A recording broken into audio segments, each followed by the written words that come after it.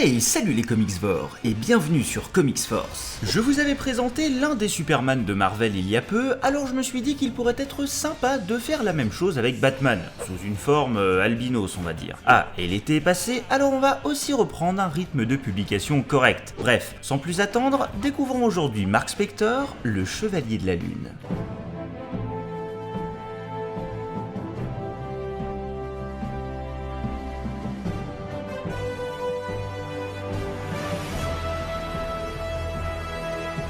Un homme brisé aux multiples carrières. Moon Knight est une création du Silver Age que l'on doit au scénariste Douglas Moench, spécialiste dans la reponte de personnages. Oh ça va, je rigole. Et du dessinateur Ron Perlin. Il est apparu pour la première fois dans le numéro 32 de Werewolf by Night, un comics sur le loup-garou Jack Russell auquel Perlin était déjà affilié. Il fut alors présenté comme la création d'une société secrète criminelle nommée le Comité. Recruté puis entraîné et lourdement équipé, il avait pour mission de capturer un loup-garou. Toutefois, le personnage fut si populaire à ses débuts qu'il obtint ses propres aventures avec une origin story qui sera gardée par la suite. Mark Spector est donc le fils d'un rabbin ayant fui l'Europe dans les années 30, pressentant les terribles événements à venir. Il n'est pas très proche de celui-ci dont il rejette en bloc les idéaux et la religion, si bien qu'il fera carrière en tant que boxeur professionnel. Récemment, il fut révélé que l'un des proches de la famille, Yitzhak Perlman, était en réalité un ancien nazi ayant trouvé un moyen de prolonger sa vie en s'adonnant à ses pulsions morbides.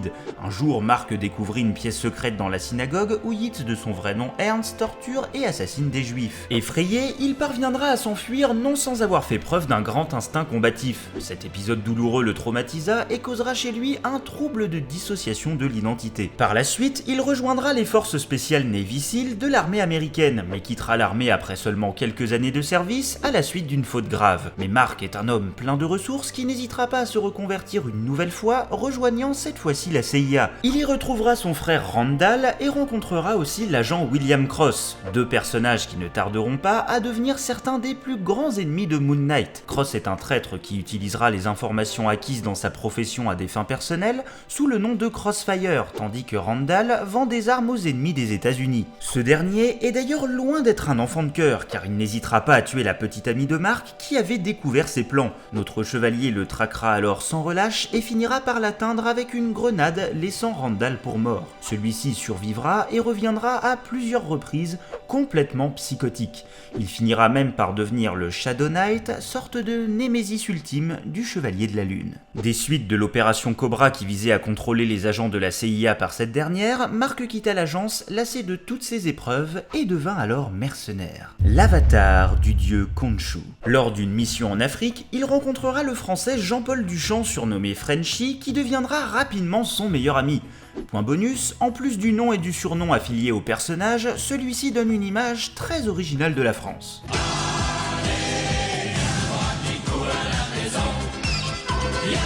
Bon ok, presque original. Plus tard, Mark aidera à renverser le gouvernement du Bosque Verde, un pays fictif d'Amérique du Sud, en assassinant son président. Mais le régime qui aboutira sera pire que le précédent, provoquant chez Mark de profonds regrets. Les deux compères rejoignirent ensuite l'équipe de Raoul Bushman, un violent mercenaire. Lors d'une mission aux frontières de l'Égypte, celui-ci ordonna le pillage d'une expédition archéologique. Le docteur Alrone, responsable des fouilles, fut assassiné et alors que Bushman souhaitait faire disparaître tous les habitants à proximité, Spector se révolta et parvint à sauver quelques personnes, dont la fille de l'archéologue. Il finit par affronter Bushman en duel, mais perdit le combat et fut laissé pour mort. Les survivants récupérèrent alors son corps meurtri et l'emmenèrent devant la statue du dieu de la vengeance Khonshu dans la tombe découverte par Alrone. Déclaré mort, Spector revint pourtant à la vie, déclarant avoir eu une vision de Khonshu qui lui proposa une seconde chance. Il prit alors une cape sur la statue et se mit en tête de venger les habitants. Après cette mission, Mark rentra à New York avec Frenchy et Marlène, la fille du docteur, devenue sa nouvelle compagne. Il crée alors deux nouvelles identités, celle du millionnaire Steven Grant, de façon à se mêler aux personnes influentes, et celle de Jake Lockley, chauffeur de taxi à Manhattan, pour avoir des contacts dans la rue. Sa véritable identité lui sert alors dans ses relations avec les mercenaires et les espions, car culpabilisant de ses actions passées, il entame un long combat nocturne contre le crime sous le nom de Moon Knight. Les pouvoirs du Chevalier de la Lune. Mark est un personnage torturé et solitaire, c'est un prodige du combat et il dispose d'un entraînement varié grâce à ses différentes expériences professionnelles. Bien qu'il soit très perturbé psychologiquement, il se contrôle suffisamment bien pour manier 3 personnalités en même temps qui lui servent à la fois de couverture et d'atout dans ses différentes enquêtes. D'autres verront d'ailleurs le jour selon les besoins, mais parfois aussi les délires du chevalier. Quoi qu'il en soit, il est également très riche, sans doute en ayant récupéré le butin de nombreux criminels, ce qui lui permet de s'auto-fournir en gadgets et véhicules high-tech comme le Mooncopter et surtout l'Angel Wing. Son armure en Kevlar est renforcée à l'adamantium, dispose de lanceurs de shuriken en forme de croissant, de gants de combat et d'une cape flexible qui lui permet de planer modérément à la manière du bat.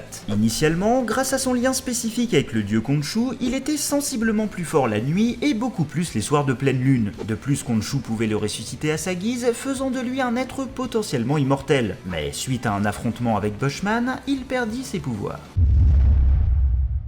Avec un tel charisme, on pourrait se demander pourquoi le personnage n'a jamais fait l'objet de séries régulières qui pourraient le placer sous le feu des projecteurs. Il faut dire que le Silver Age a été une fontaine de jouvence pour Marvel qui n'a cessé de voir apparaître de nouveaux personnages et de nouvelles histoires, quitte à faire des choix et mettre certains héros sur le devant de la scène au détriment d'autres. Voilà pour vous, j'espère que cette petite vidéo vous aura plu. C'est un personnage moderne et encore sous-exploité que j'aimerais voir briller à l'avenir. La prochaine fois, on parlera d'un personnage féminin. Il était temps. Comme d'habitude, je compte évidemment sur vous pour laisser votre plus beau pouce cosmique, partager et commenter la vidéo. En tout cas, on se retrouve très vite, c'était Misura, ciao.